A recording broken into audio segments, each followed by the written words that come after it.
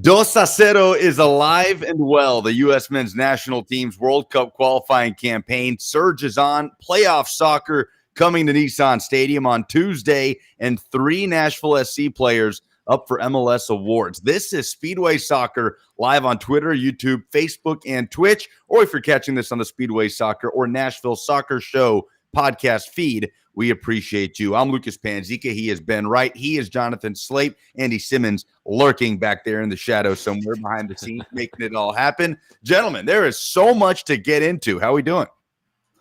Doing well. I mean, it's always good after you beat Mexico. I mean, a little bit of a disappointment on Tuesday, but, MLS playoffs are almost here, and my body is ready. Yeah, man, I'm hyped for MLS playoffs, and it feels like it's been forever since we watched an MLS match, which after how crowded the last 2 years have been, like a week and a half off feels like forever. So I'm ready to get back. It really does, right? I mean, for the average American sports fan, it's so odd to have that 2-week break sandwiched in between the end of the regular season and the start of the postseason because of the international break. But it's almost this respite that probably most other leagues wish they had to be able to take advantage of, to get healthy, kind of hit the reset button. Or do you think it's kind of the other way around, that they just wish they could continue that momentum into the postseason and it's almost this awkward little pause? Yeah, I think it's probably the latter, because I feel like in past years, teams that have got into form, like kind of down the stretch, I mean, like Nashville the last year, they get in form down the stretch of the regular season and just carry that into the postseason. And I don't know how many teams are going to be able to do that, because they've all been off for a week and a half. New England will have been off for, I think, 23 days by the time they play their first game. So yeah, we've never seen this before in MLS, so I'm not really sure what to expect, and I don't think anybody's really going to know what to expect until this weekend after their first round of games. Yeah, I was talking with a friend that's a Philly fan yesterday, and I was like, what's crazy is that we're still 13 days out from even New England playing their first game, because we were talking about just like how long the break is, and I think, and we'll get into it later when we talk MLS playoffs, but I don't think this first round bye for the 1 seeds is going to be the treat that it would have been, if had we rolled straight into the season.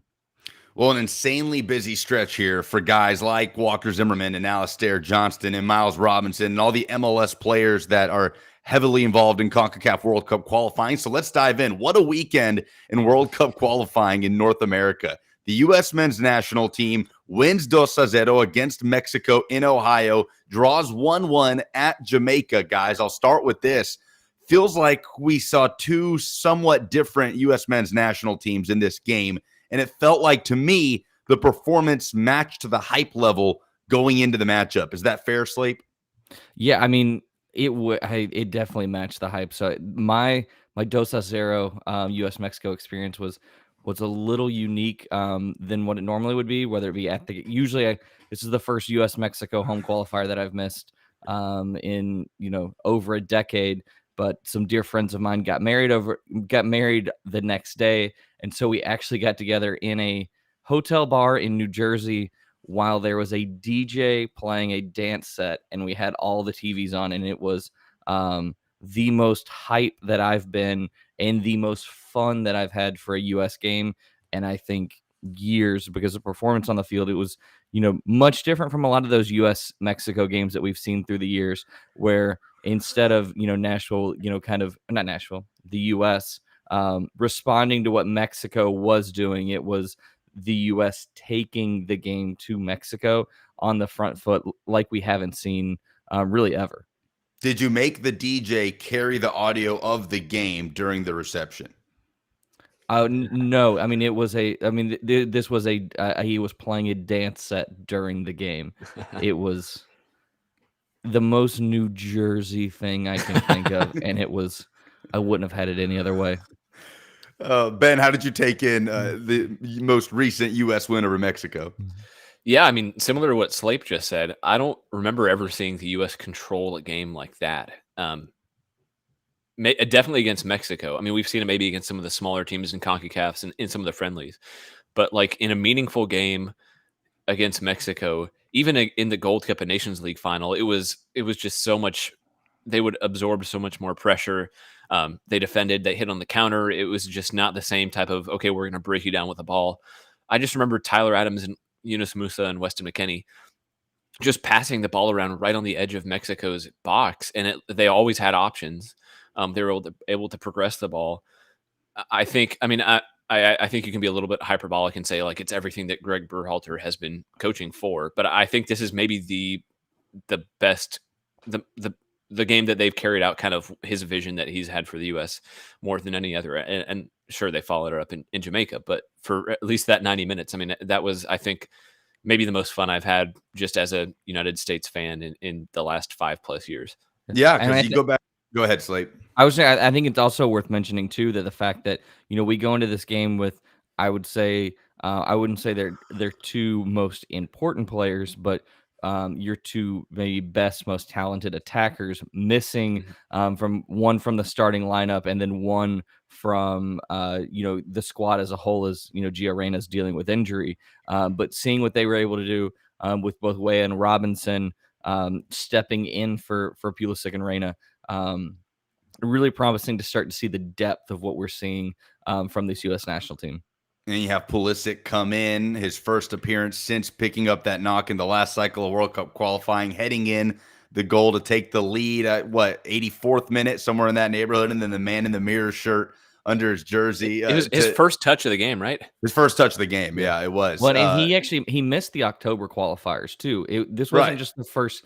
He hadn't touched it. He hadn't touched the field since the September window, so he missed the last one. So, I mean, it's just see him being able to come in and step in. I mean, that's the best that I think he's looked from the probably for the national team in a good long while. That's right, because he picked up the knock on the road at Honduras, right, in the game where the U.S. kind of had to dig out of a hole in that same cycle where they played Canada here in Nashville. So, Nations League game, U.S. kind of has to dig its way out of a hole against Mexico. In the Gold Cup, it has to be they have to basically scrap their way to extra time, undermanned, and then find a way to score on a set piece with Miles Robinson. But you're right, this was total domination. And obviously, this is a very young team, so easy to get up for a game like this. And then you kind of see the drop off on the road at Jamaica. And I feel like that's where you kind of see the youth of this team shine through, right? Like saying the performance matched the hype level going into the matchup. This team's intensity is kind of inconsistent, right? With Weston McKennie not out there against Jamaica, you feel like you need more of him to sort of pull everybody else along. I mean, is there anybody else that you feel is able to play that role? McKennie, obviously another one of the young guys, but it just feels like the intensity is inconsistent with this group, that if that type of performance against Mexico is displayed consistently throughout CONCACAF, this team is cruising through qualifiers. I mean, I think it's I touched on the two. I called Reyna and Pulisic the two best players, but I think maybe our two most important players right now are Tyler Adams and Weston McKennie, because we saw in both the Canada game and the Honduras game, when Weston got sent home for violating COVID protocols, how the U.S. struggled. We saw how the U.S. struggled against Jamaica without that presence and that that box to box midfield presence that he brings. And unfortunately, there's just not another guy in the pool that can really do that. And all three of those guys in that midfield are just they all bring something different. I mean, Tyler Adams' ability to dictate play, Yunus Musa's ability to break lines with the ball at his feet and open up space, and then as Bruce Arena once put it with Weston McKennie, he goes out there and tries shit. Yeah, I'm not too worried about a result in Jamaica like that, because I think traditionally Jamaica has been a super hard place for the U.S. to play. And I know it's probably a cliche, but I will bang this drum until it goes whatever. Winning on the road in CONCACAF is really, really tough. And so I don't think they played great against Mexico and, oh no, we have to hit the panic button after a result against Mexico. I think I do have a few questions. I think Busio is a great player, and I'm not quite sure why he got the start in this one, just with how difficult Jamaica has been. I almost would have rather seen someone like Sebastian Lletget or even a Christian Roldan, who can kind of do more of kind of the veteran role. I think Roldan would have been an interesting choice just because he does so much He can kind of create. He can play more as a box-to-box midfielder. He's played in CONCACAF Champions League in big moments like that. So I don't know. I don't think you can take too much from a one-run draw in Jamaica, and I think the U.S. is still in great position. But yeah, they've for sure struggled on the road, and I don't think it's a problem that's unique to them in this cycle. But I think going forward, they're going to have to pick up a couple results here on the road if they're going to keep pace with Mexico, who, I mean, they've struggled so far, but they have arguably the easiest schedule of anybody in the top four for the rest of this cycle. Yeah, I mean, the office has always been a tough place for the U.S. to go and play. I mean, they have exactly one win in qualifying against Jamaica. So I mean, it's not a place where like they've even ever really had success. And this was the first time that they've had fans in this World Cup qualifying cycle. So I mean, yes, that there was not a ton of fans, but I mean, there was the fact that that was a factor, and those 5,000 people were making a whole lot of noise. And let's not forget that. I mean, it still took an absolute rocket from Mikel Antonio to get the draw, and he's never scored a goal outside the box, both at the club level or for Jamaica. So like it's a very not a so it's a big surprise. That's what takes it to beat them. So picking up the point on the road after the high of beating Mexico 2-0 in the States, we're going to do this every time another World Cup qualifying cycle finishes up, right? Kind of hitting that reset button and taking a look at all four levels of the U.S. men's national team 11, guys. So we got to kind of move it along here. Here's what I'm going to do. I'm going to throw out one piece of the U.S. men's national team lineup. And I haven't built a starting 11, right? I'm going to throw out combinations to you guys, and you tell me what to do with them when looking at the U.S.'s best 11 right now in this moment. And we start in goal with the ever-changing debate of Matt Turner and Zach Steffen. Steffen obviously held down the most recent cycle, a good performance against Mexico. Honestly, a really good performance against Mexico. He kind of did all the things that you like about Zach Steffen, the distribution that he supposedly has the edge on over Matt Turner, and he was just good as a shot stopper in that game. I mean, he completely closed down Mexico. What was the one sequence, I believe, Tecatito, or was it Chucky there, when it was a really good pursuit and closed down by DeAndre Yedlin, but make no mistake, Steffen makes the stop there. So Zach Steffen with the clean sheet against Mexico. And then the Mikel Antonio banger by Jamaica to equalize. Ben, I'll start with you because you immediately said when that goal went in, Matt Turner would have saved that. Do you think that's the case? No, I don't. That was 100% trolling, and I pulled that tweet later because I think everybody thought it was serious. Yes, I did. I had to get a New England Revolution dig in there somehow, just because that's my brand apparently.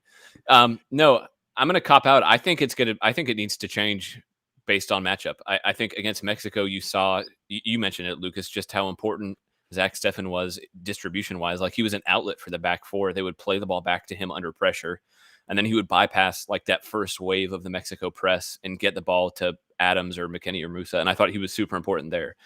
I do think that Turner's just a better shot stopper.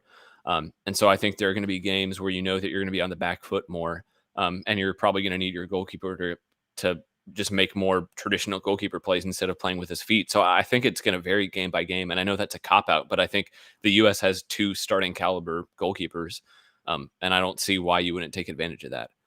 Yeah, and I think it's also, worth noting that Matt Turner got this spot not because Zach Steffen played well. He stepped in because, Steffen gets injured in the second window. In the beginning of the first window, and then has COVID in the second window. So it's not like there was this huge gaffe that we saw from Zach Steffen that led to him getting dropped. And I would agree, Ben. I think it's a situational issue. But I do think that, Zach Steffen has been the guy for Berhalter. And I think in most instances, that's who he's going to go with. But at some point, you want to find a resolution, right? I mean, are we talking about this carrying over into a year from now and potentially the group stage at Qatar where it's based on matchups? Like, I don't know. I feel uneasy about that, guys. No, I think for a tournament, you pick a guy. Yeah, okay. But I mean, it's also different from like at a club level. 100%, you pick one goalkeeper and you go with it to build chemistry. But I mean, there's so little chemistry at the international level until you like get to the World Cup. And so I think you just give them both opportunities, see if one gets the edge, and roll with that in the last couple months before Qatar and heading into the World Cup. Because I don't know. I don't buy a ton of you need to have your goalkeeper build chemistry with the back four when you're playing 2 games every month.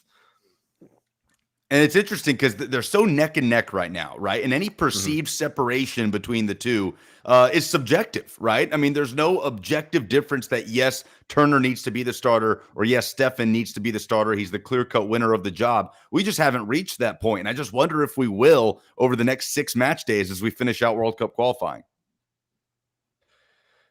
Yeah. No, I mean, yeah, I definitely think that I have no idea, why it's an issue, but I think that going into the World Cup, I mean, I think it's Stefan. I mean, I don't think Stefan signs that new contract with Manchester City to extend that if he hasn't gotten some kind of assurances from Berhalter that he'll still be, in the consideration for being the number one. And let's be honest, everybody talks about how important game time is. And yeah, it's important. But also, Stefan is in training every day against some of the best strikers in the world. So, I mean, as much as Matt Turner is playing every week in MLS and getting actual game experience, I think that on the Stefan side, I think that has to count for something. I mean, the experience that he's getting in training every week, I would argue is as valuable as the attackers that Turner is going up against in real games in MLS. Well, it's a good problem to have. It's a good problem to have for this program. Jake and say what you will, the U.S. has never had an issue with goalkeepers. Never, as long as any of us have been alive. It's really amazing. Jake in the chat says, "Why not? We're untraditional. Use the keepers for their strengths. And who's the go-to number 3?" He points to Ethan Horvath. Yeah, I think it certainly would be Ethan Horvath. Right now, that's the 3 that you take to Qatar. But first, you got to qualify for Qatar, and that's a spot that the U.S. feels good about. They're second at this point in the CONCACAF qualifying campaign on 15 points, 1 back of leaders Canada, 1 up on third place Mexico. Right now, it's Panama tied on points with Mexico in that 4th playoff spot as far as goal differential goes. But let's move along here in the lineup, guys. Okay, producer Andy just actively tries to distract us in the chat. This is not the job of a producer, Andy, but we move along as we go to the back line. Okay, I'm going to throw out these names. Is it as simple as Anthony Robinson, Walker Zimmerman, Miles Robinson, Sergiño Dest? 3 out of 4. 3 out of 4. Where did I go wrong? I honestly, at this point, I think I trust Yedlin a little bit more than I trust Dest just because of the work that he puts in defensively. And I know Dest missed this last round, but he's been playing as a winger for Barcelona. So I'm going to be really interested to see how he fits in for the U.S. going forward, because I think we all know how good he is going forward and how he can almost be a liability at sometimes on the defensive side of things. But I think Robinson, I mean, he's kind of hit or miss sometimes, but I think he's the best left back in the pool right now. And I think, Anthony Robinson, and I think Miles Robinson and Walker Zimmerman are taking hold of that starting center back pairing, and I don't think anybody else is really close. Yeah, I don't think you can break up that center back pairing. I mean, those are the 4 that I go with. We'll see either whether it be Yedlin or, if we have going into the January window, I mean, what's Joe Scally continue to do? But I mean, I think the best center back pairing is hands down Miles Robinson and Walker Zimmerman. Yeah, they've really locked that down, it feels like, right? I mean, Miles Robinson, that's been a constant throughout 2021, all 3 competitions the U.S. has been in. But Walker Zimmerman, the way he's risen up here, not only in this cycle, but in the last, is where he really felt like he started to take a hold of that role. And he was phenomenal against Mexico, whether it was line-breaking passes, which he's done a lot to improve on, Ben. I know you focused a lot on that in 2021, but the guy just doesn't lose a 50-50 ball. He's just a dominant aerial presence in the final third as well, not just in the defensive third. I really feel like he is head and shoulders at this point. Right now, things can change over the course of the next year. And look, Greg Berhalter is probably going to give John Brooks every opportunity to work his way back into it, right? I mean, do you guys think I'm wrong about that? At this point, Zimmerman's head and shoulders above when it comes to that spot next to Miles Robinson, because I think Robinson is entrenched. But I do think John Brooks is going to get every chance by Berhalter moving forward.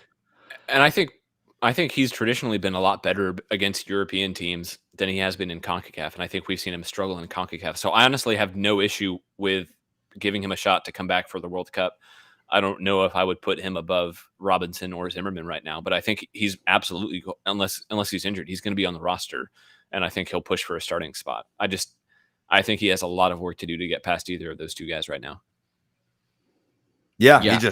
Go ahead, Slade. I was just say I agree with that. I mean, we've seen how good John Brooks can be, and he's just has found himself in the midst of a little bit of a tough run of form. And I think that, both on the club side and the national team side, but I think he'll be able to bounce back. And it's good to see him taking that responsibility on his end.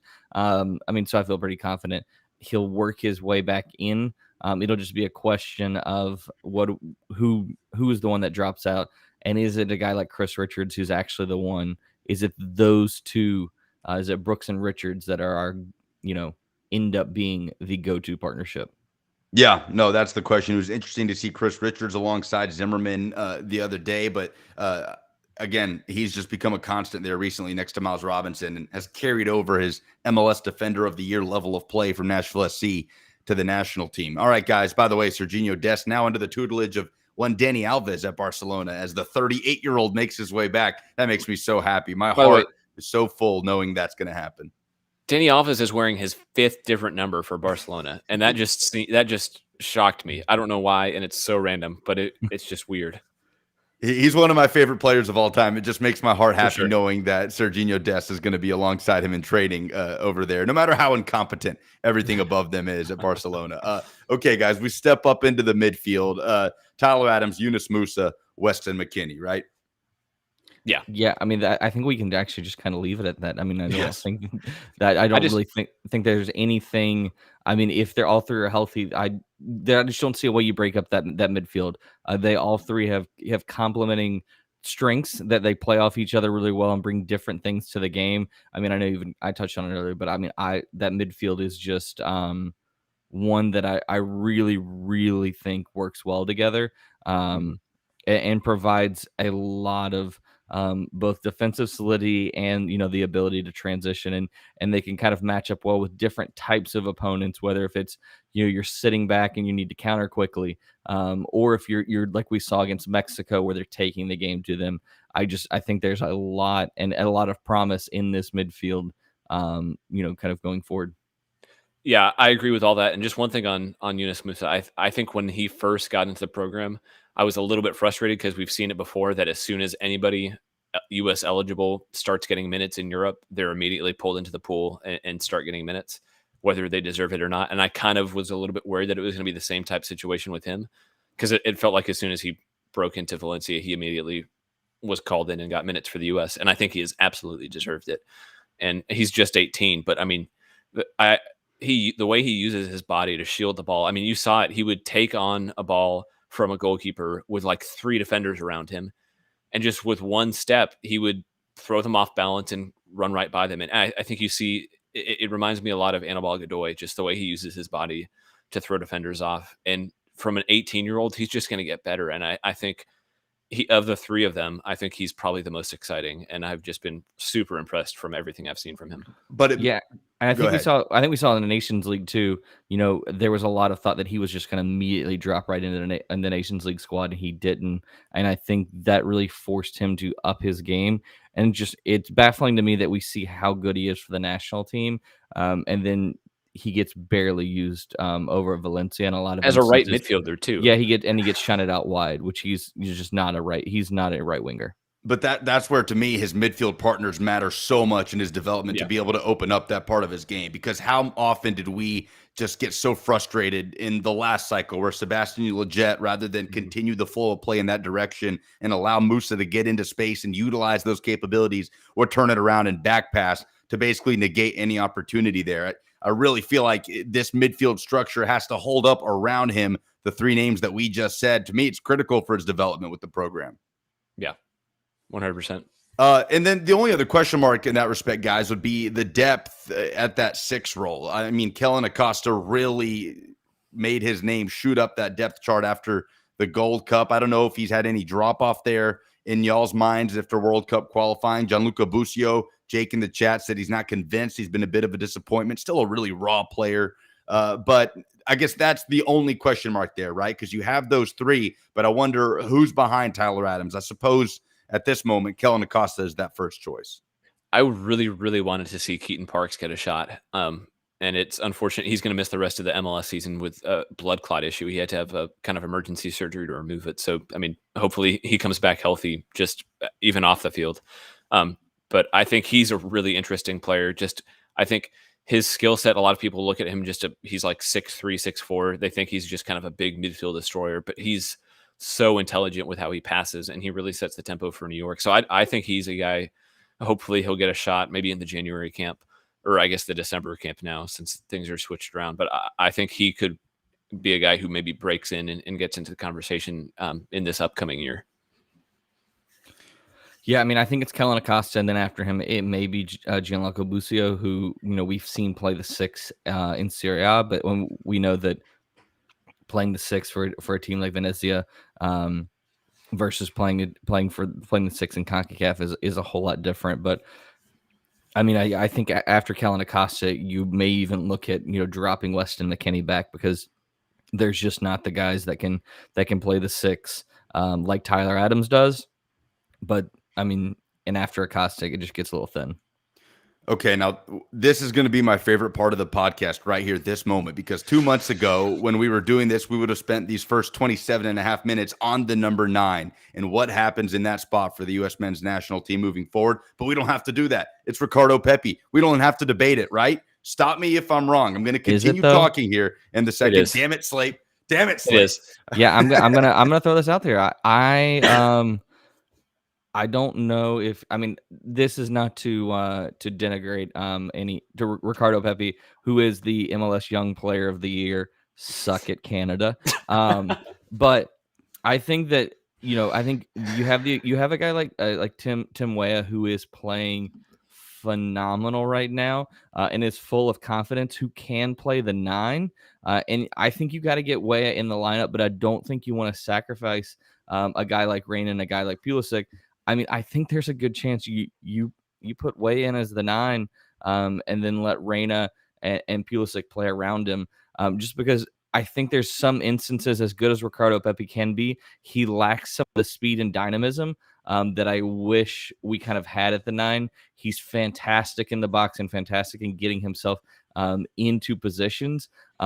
But he does struggle at times to go and find the game. If the ball's not coming to him and he's not getting the service, he struggles a little bit to kind of find his feet in there. And so, I mean, I think that based on current form right now, like, with the guys from this last window and then the guys coming back healthy, I move Weah into the 9 and then play Pulisic and Reyna either side.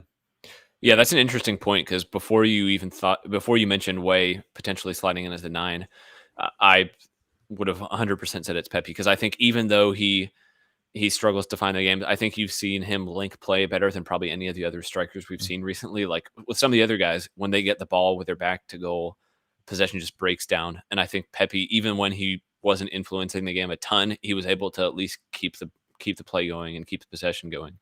But yeah, I don't know how you drop Way right now. I don't know how you drop Aronson either. So I think you could potentially see Aronson and then Way at the 9, and then Reyna and Pulisic fighting out for that other spot. I think this is the most competition that we've seen at that kind of front 3, maybe than we ever have.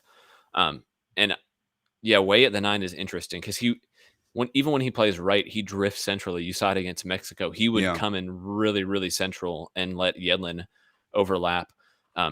So yeah, I hadn't thought of that, but it's a really interesting idea. And I think, Berhalter mentioned it in his lead up a little bit. So I want to see it, honestly. I think that's a good idea, Sleep.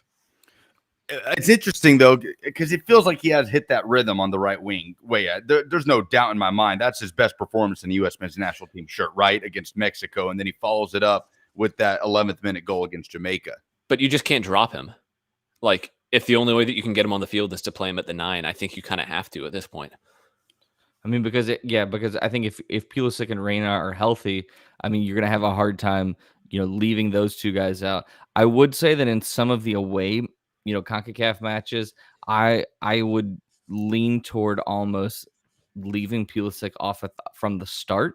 I think he, we saw as soon as he came on against Jamaica, like I was even, in our group chat saying like, I don't know if I want him coming in because he's going to be targeted. If you watch, some of these road games and against some of these opponents, the first thing they're going to do as soon as he gets the ball is they're going to look to foul him and stop him from being able to take players on. So I mean, that's what happened against Honduras, and he missed 2 months.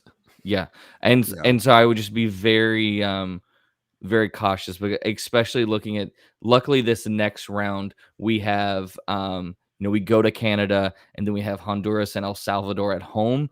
So I don't think Canada is going to try the same thing of consistently fouling him, but I think that it even could be an instance against both El Salvador and Honduras at home. And just to tack onto that too, I think in the past, if Pulisic wasn't starting, your attack just dropped off significantly. And I think Brendan Aronson has been such a huge player for them recently that I mean, honestly, even when Reyna and Pulisic are healthy, I think it's going to take a lot to knock him out of the lineup, especially in CONCACAF, just because he feels like he's such a good fit for the CONCACAF away games. So I think Aronson is going to be a bigger part of maybe the World Cup roster than we expected.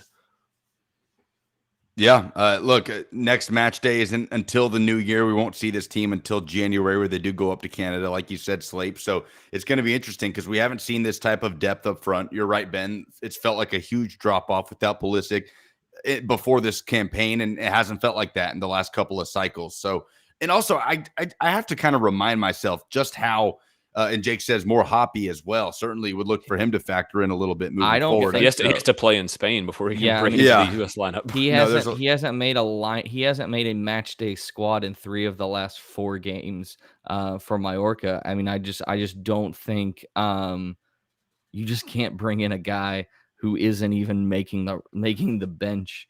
To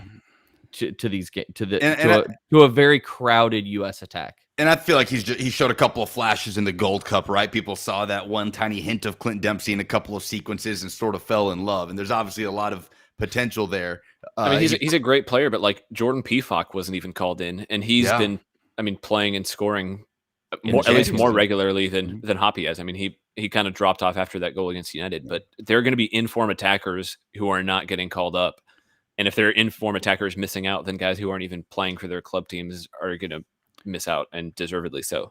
I also find myself having to remind myself just how young this team really is. I mean, that was the second youngest lineup the U.S. has ever fielded against Jamaica the other day. What, average age of 22 and a half? I mean, and that's with Walker Zimmerman, who's like 28, pushing 29. Yeah, because we look at Christian Pulisic at this point as a grizzled veteran of this attack, and the dude, he's barely legal to buy a drink in the U.S. He and Tyler Adams are trading the captain's armband back and forth, and they're both sub 25. Yeah. I mean, not to harp on the Tajon Buchanan thing, but I mean, the fact that he's only 5 months older than, like, if he was in MLS, he could almost be considered the young player of the year, which is just crazy how long he's been with the national team. Yeah, so, and this is why, like, as much as 2022 is important and pressing, and it's like what we're all focused on, I don't think we're going to see the best of this team until 2026. I mean, we just talked about Musa. He's 18.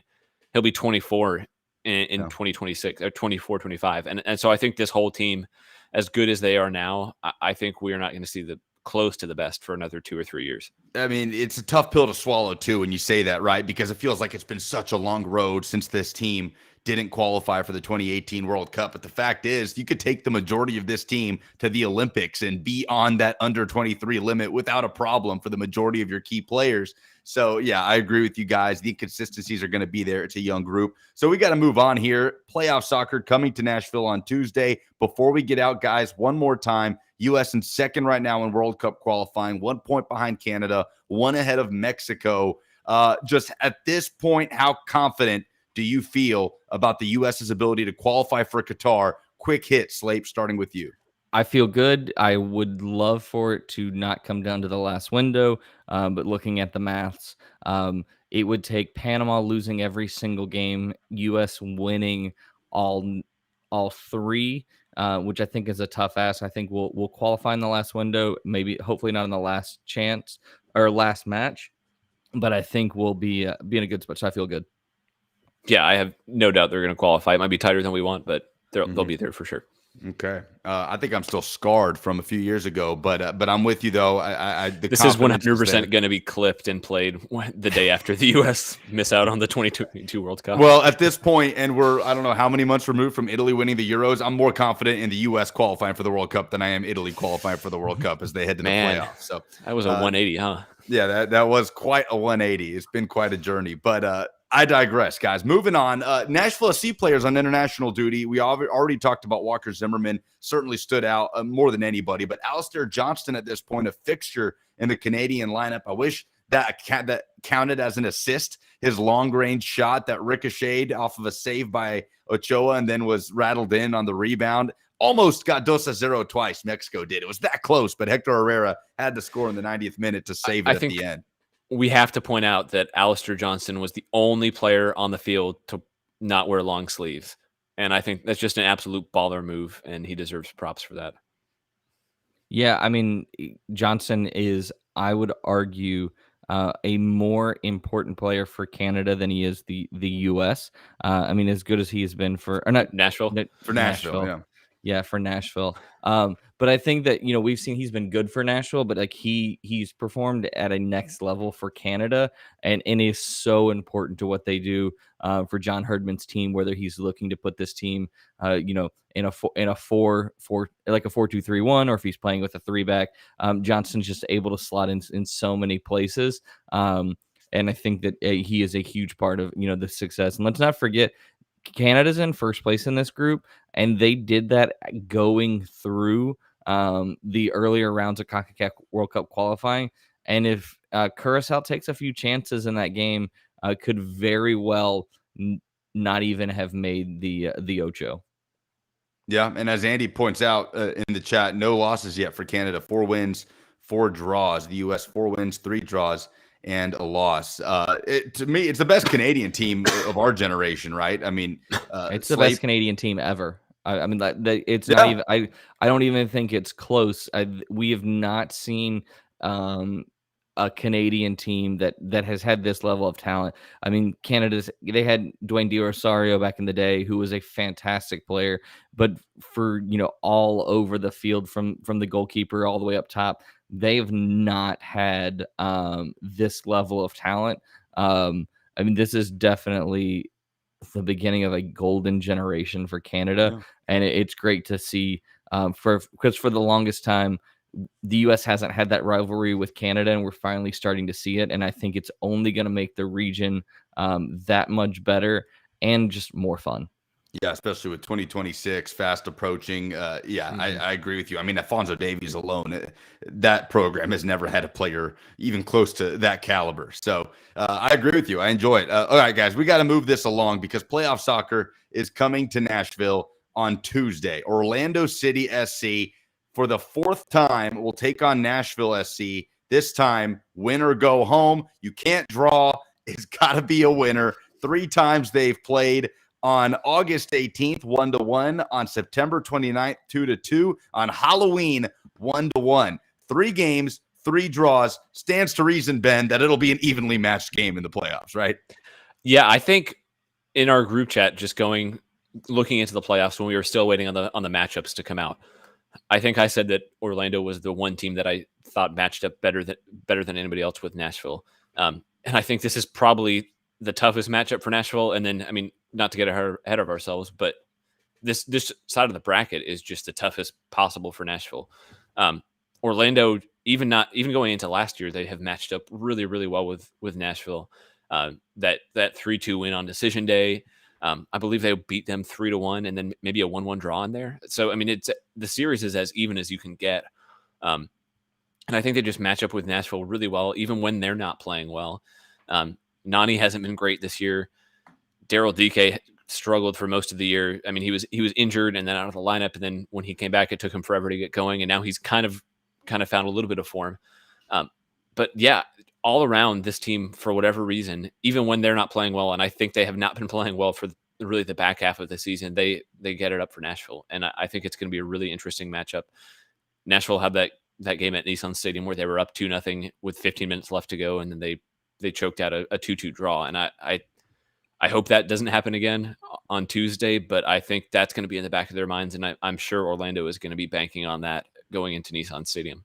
Yeah, so Ben, before we hopped on here, you pointed this out. 3 of the 4 goals Nashville's conceded against Orlando this city on set pieces, and all of a different variety, right? A corner kick, a free kick, and a penalty. In all different types and all the different games. That has been such a pointed weakness for Nashville this season, not just against Orlando, but all season long. So how does that frame this matchup in your mind, considering that weakness carried over into those games and seeing if it's going to carry over into the postseason? Yeah, the set piece discussion with Nashville is just tricky because they're kind of the middle of the league as far as set piece goals allowed. So, I mean, I think it's been incredibly frustrating for Nashville SC fans because it was such a strength last year, and it's been in character. Well, we thought it was uncharacteristic at the start of the year, and it's really plagued them throughout the year. I think it's not so much the goals they've allowed on set pieces; it's just like the sloppy defending that's led up to it. I mean, if you look at the Daryl DK penalty kick that they gave up in that 2-2 draw, just such a sloppy play. It didn't need to happen. There were guys around him in the box who could have challenged without giving away the foul. I think it's just been the mental lapses that we've seen from Nashville more than the set pieces. And it's really just been concerning, and it's kind of ebbed and flowed throughout the season. And I think it's improved as the season went on. But for whatever reason, they just tend to give up like one really good chance that they didn't last year. We saw it against New York Red Bulls in the decision day matchup with that goal like 38 seconds into the match. And it's goals that you would not expect from Nashville given who they have on the field. And I think they're still an elite defensive unit. I mean, they're tied for the best record in MLS. And it feels weird to say that their defense has me concerned, but I just worry that they're going to give up a sloppy goal and not be able to recover it. Because, I mean, they gave up the first goal in 8 of their 17 home matches this season. And if you're playing from behind 47% of the time, at some point you're not going to be able to come back from it. They managed to come back from it every time and didn't lose a home game. And I worry that that's going to stop in the playoffs. Ben, how does that frame the matchup for you? I mean, I think Slape, I'm sorry. I figured you were.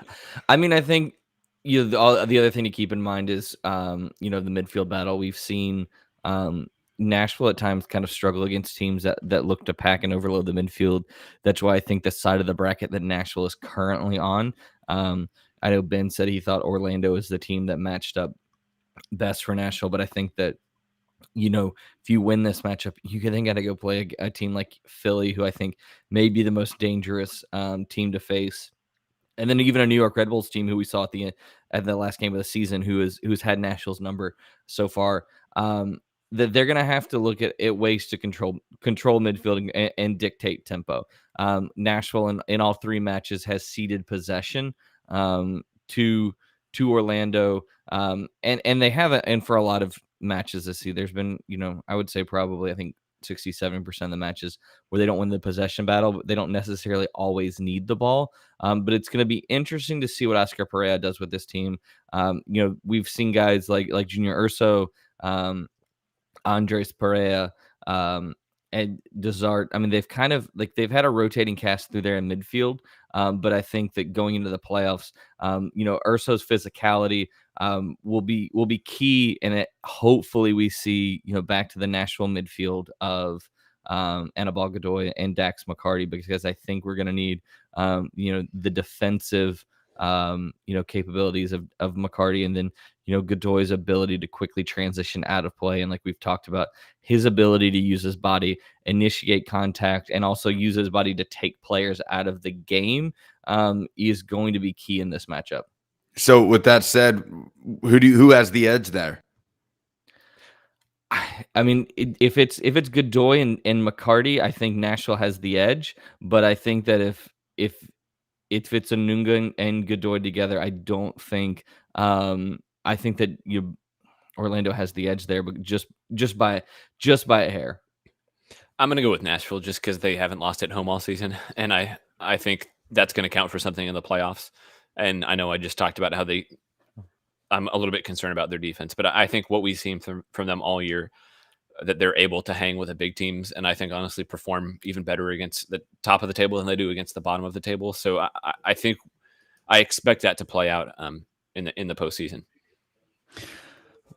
There's always that potential of Nashville just being able to outscore Orlando, right? That's kind of been hanging over this team all season long, that ability to pop off with a well-rested front three of CJ Sapong, Hani Mukhtar, and Randall Leal. Leal did get some action in World Cup qualifiers with Costa Rica, but look, it's an Orlando team that throughout the season has allowed 48 goals. That's compared to Nashville allowing 33 on the season. I mean, is that type of breakout game reemergence for this front three a potential in this matchup, or do you feel like the way these midfields match up, it'll be just a little more locked up than that?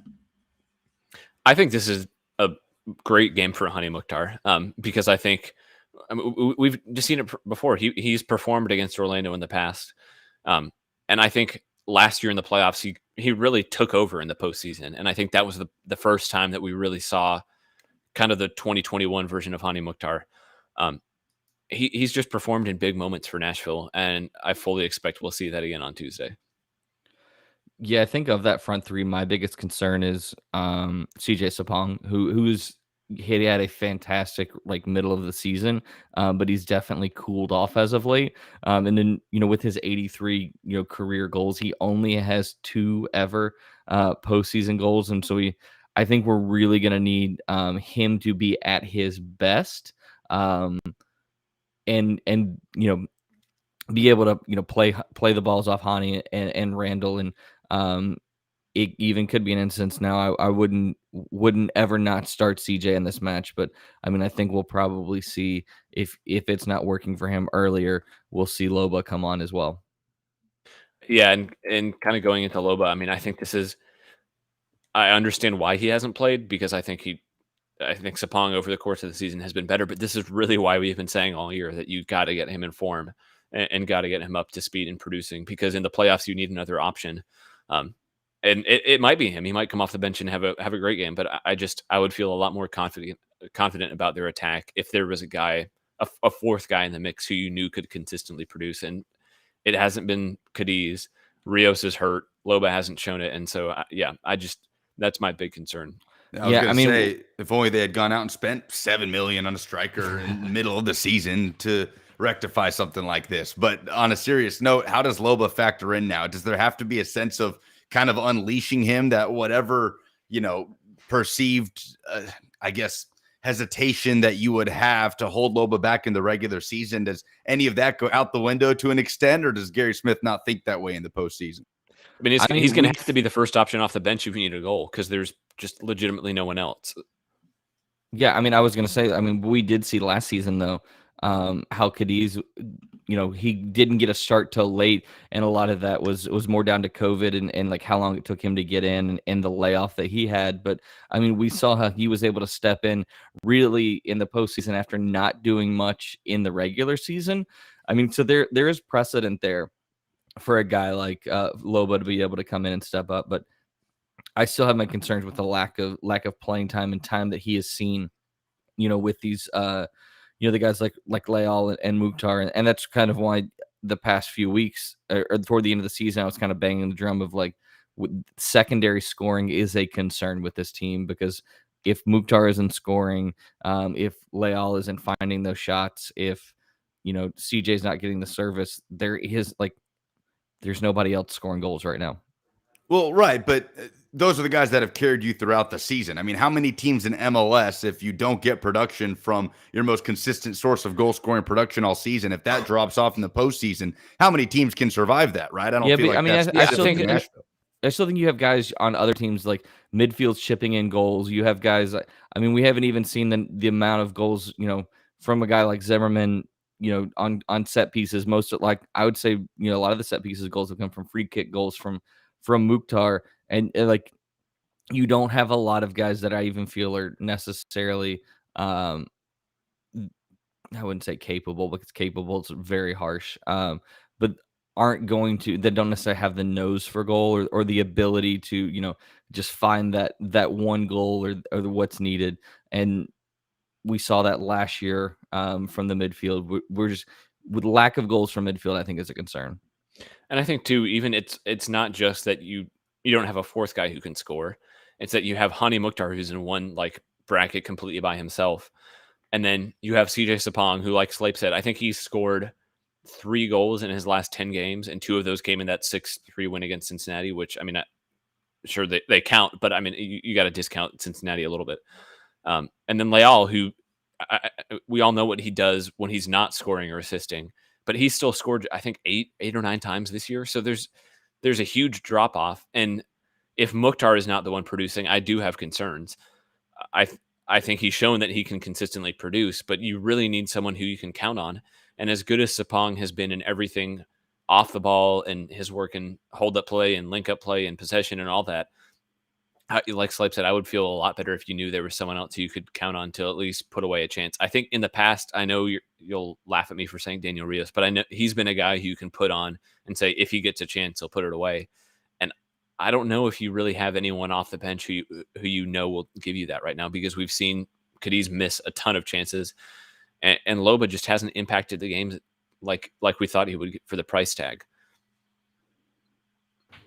Yeah, it'll be interesting.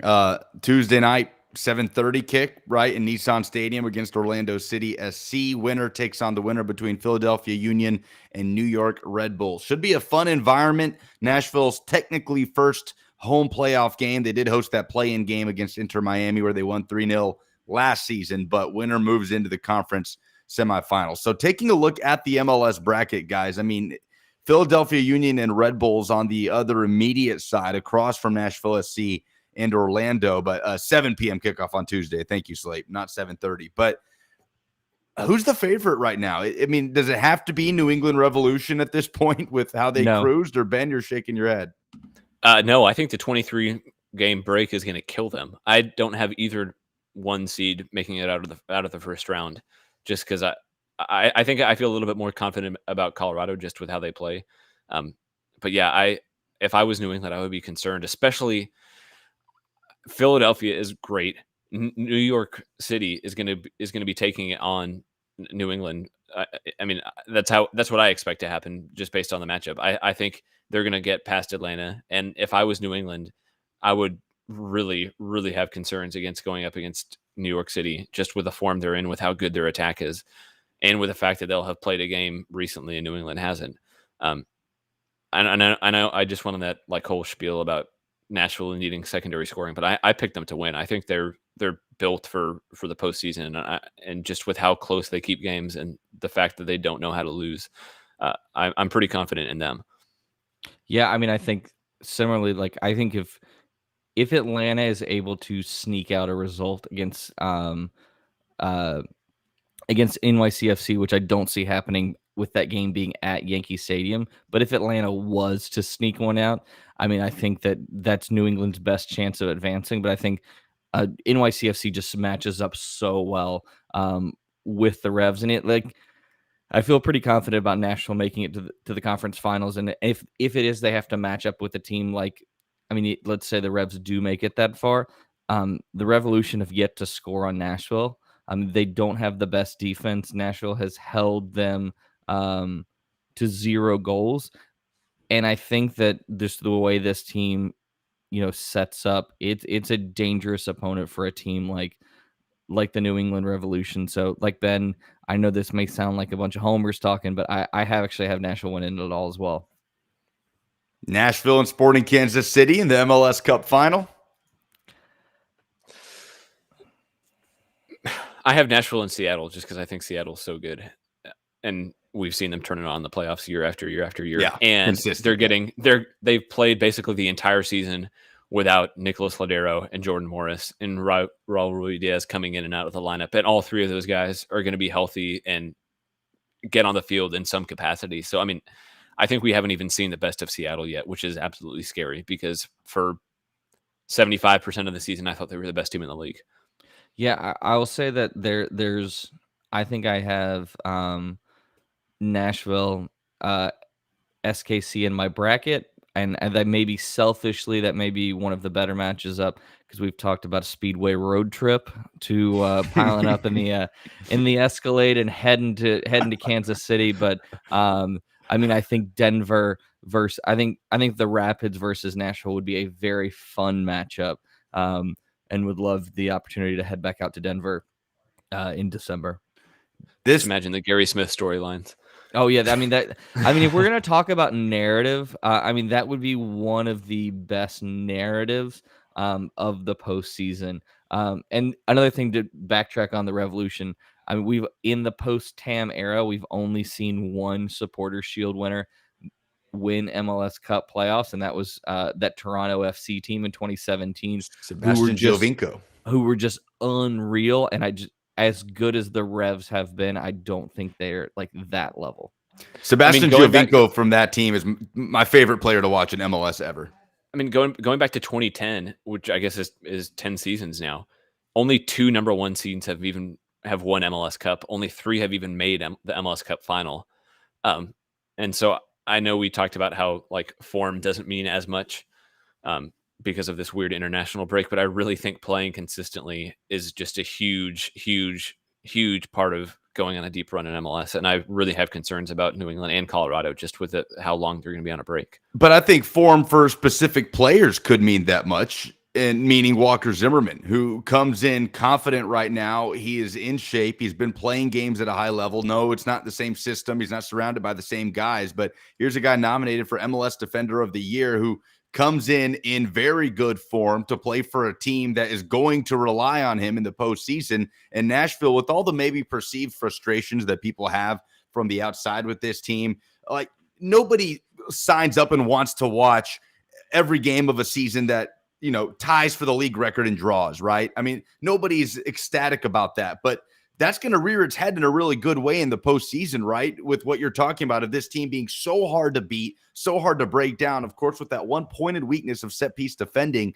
If that gets shored up at all, and I imagine that has been hammered in the weeks leading up to the postseason with Gary Smith and this team in training, this team is going to be such a tough out in the postseason. I mean, they lost 4 games all year, and none of those 4 losses were by more than a single goal. So, I mean, as we've talked about the weaknesses and some of the frustrations, and I think those are valid, but at the same time, they are always they're in every game they play in. And they have guys like Mukhtar, even Sapong, Lobo. We've seen it before he came to Nashville. They have guys who just need like one chance to make something happen. And so I think Nashville is the type of team that no matter what, they're going to be in a game and they're going to have guys who can produce and get you on the score sheet.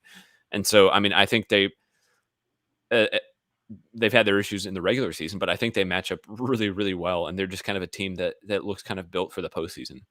Quick correction, because I don't get to correct Ben on many things. Nashville did lose one game by more than one goal, and it was the 2-0 loss, the first loss against the Red Bulls. That is a good point. I will have to throw that out in the ASA Slack, and it's gonna keep Ben up all night, Slate. It is what you've done. Like I said, I'm already firing off some angry texts to some people. Yeah, I don't get to do this often, but I did just want to take that. You got to clip. But I think not only like from the talking about with the long layoff and how it may affect a team like the Revolution. I mean, they had Tajon Buchanan goes and plays. But all of their best players aren't available didn't play over the break. So like Adam Buxa's coming back from an injury with his foot and should be. It's going to be a question if he's going to be back in time for this first round. Carlos Heel didn't play. I mean, you go through that list, and Matt Turner didn't play. I mean, you go through that list of Revs players, and not many of them saw time.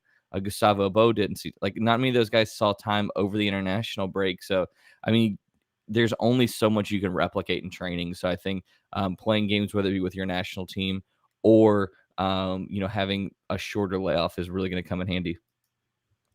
All right, guys, let's wrap things up here. We've gone about an hour. Appreciate everybody for hanging out with us on Twitter, YouTube, Twitch, and Facebook Live here on Speedway Soccer.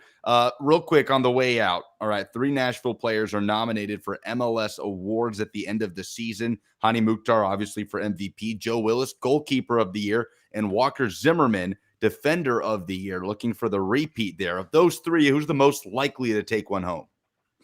I think Walker Zimmerman. Yeah.